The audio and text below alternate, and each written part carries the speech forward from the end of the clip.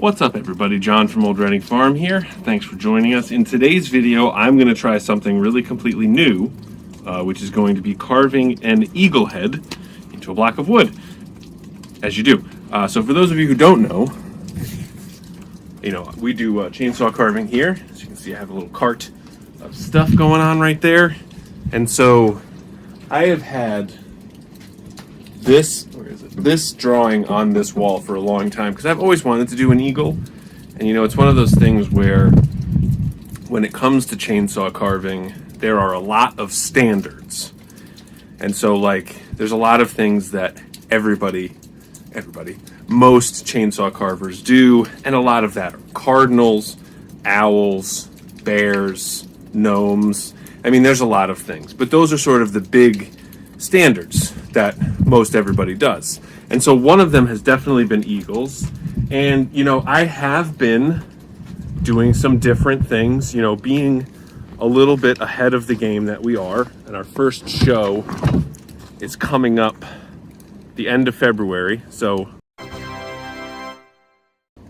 little less than a month. I think it's basically 3 weeks from this weekend. But so I've been doing I call them totems, even though that's not really what they are. But so this is a cardinal out of a cedar log, and I put 4 little owl faces in there. Those have actually been selling really well. We did those with gnomes, where I did a gnome at the top and then carved a couple owl faces in there. People loved them. So trying to do different things with that. So anyway, this is the block of wood that I have. So I milled up a bunch of pine, and now I'm actually kind of, it's scary, man. I'm running a little bit low on good millable pieces of pine, and so I'm sort of running into some of the lesser quality stock where it's curved, and so the pith kind of comes out in the cants that I roll. But anyway, so this is how big is this? My normal mushroom blank, which is just which is just a square beam, will give me a mushroom like this. These are usually 8x8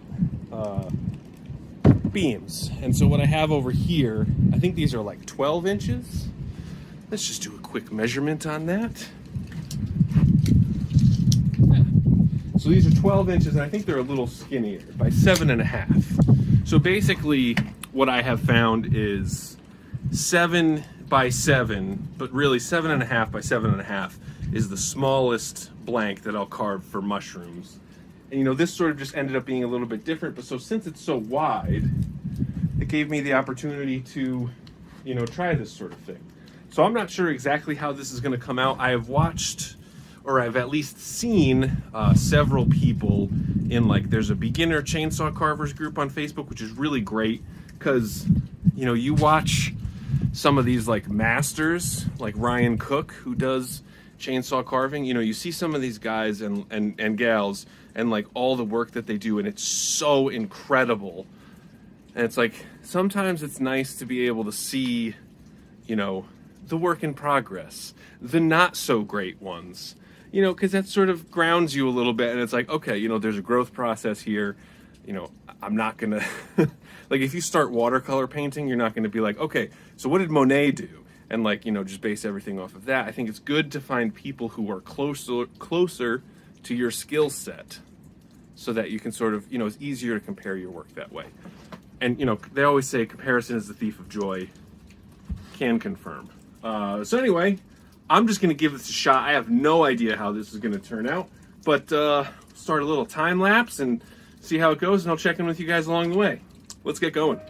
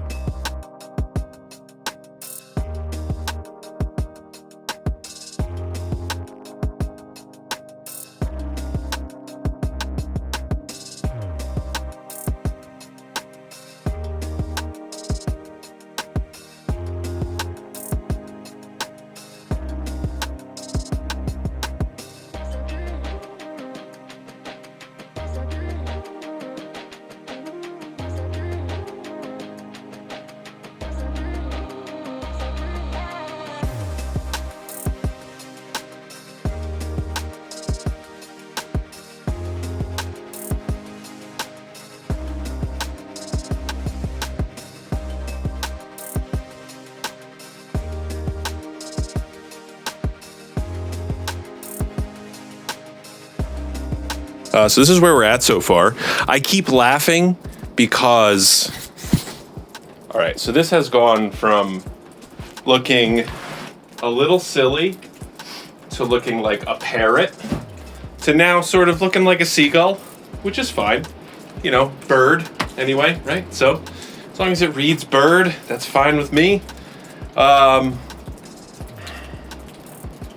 Yeah, so I'm not sure what to do now. I do think it's kind of funny looking. But so what I'm gonna do, and you see, so I sort of tapered it in here. And you know, I don't know anything about eagle anatomy and like head shape. I'm not even looking at reference pictures. I'm really just going free for all on this one. So what I'm gonna do is I'm gonna sort of have it, let me show you my drawing again, sort of have it like this. So I'm just gonna sort of fade out the feathers into the base. So I'll carve little angles in there and have that be feathers, I hope. So anyway, I think it's, you know, honestly for what it is, I think it's coming out pretty well. And they're like one of the third times, or no, we actually did it a lot. So I carved a bluefish a long time ago, and it came with us to a couple shows, and then it went to one show and it sold one of the first things that went. So you never know what's gonna happen. I'll see how this goes. You know, so far I'm like 15 minutes into it, and basically the way that I measure everything and the ways that I sort of price things is all based on mushrooms, because mushrooms are like our top seller alongside gnomes. But so mushrooms take me anywhere from like 8 to 15 minutes start to finish once it's in the carving block. So that's sort of what I base everything off of and try to price everything as, like, you know, well, how many mushrooms does this take? And so granted, while this is taking a little bit longer, there's also like, you know, a learning curve to it. And, you know, it took me a long time to sort of figure out what this shape is actually going to look like. And so when I'm more proficient at it, it'll go faster. Like, you know, the first few gnomes that I ever did took 20 minutes, took 30 minutes. And then you do more and more and more, and now I've done hundreds, if not thousands, and now it's like 10 minutes solid on each one, so I can just blow right through them. You know, obviously that's after taking the log to the mill and milling it down, and then bringing it down here, and then bucking it up to size, and then there's a lot more that goes in. It doesn't just take 10 minutes, but, you know, so that's sort of what I base everything off of. This is obviously taking a little bit longer, but that's okay, because it's the first one that I've ever done. And it's also like, you know, one of the other things that I thought of is one of the first eagle heads that I ever saw was on Ryan Cook's carving channel on YouTube. And he was like one of the first carvers that I ever paid attention to as I was sort of learning how to do this. And he did like a flat back one where it's sort of meant to hang on a wall, whereas this is two-sided. Two-sided creates way more problems. So we'll see how it goes. Now, what I'm going to do next is sort of carve out where his eye is going to be, because he's a predator, so his eyes look forward. So I'm just going to sort of take the tip of the bar and carve this back so that I can put the eye sort of right in there. And then I'll just do some detailing on the top. You know, I'm not going to go and do like feathering. I'm going to do sort of like my owls, where I just add some texture, and then I'll maybe like flip this over and then carve out the feathers and stuff like that. So anyway, hopefully it comes out good.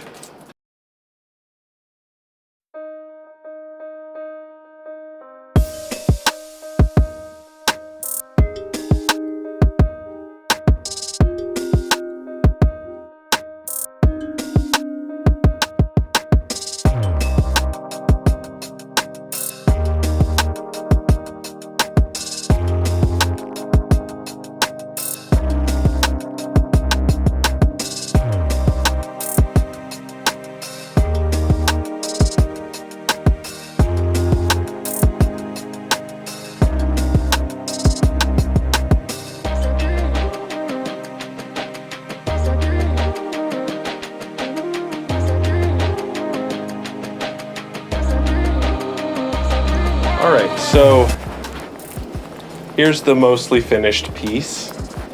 Definitely not exactly what I was going for. I think this would have looked better if I sort of angled it up. I don't know, most eagles are sort of mean, but I don't, this also was too much work than was worth it. But you know what? I think someone will buy it. I don't think this is gonna become one of my standard pieces, but I am sure once Catherine puts a beautiful paint job on it and put it out for sale, I'm sure someone will get it. Because we actually have, let's see. So the Connecticut Flower and Garden Show is one big show.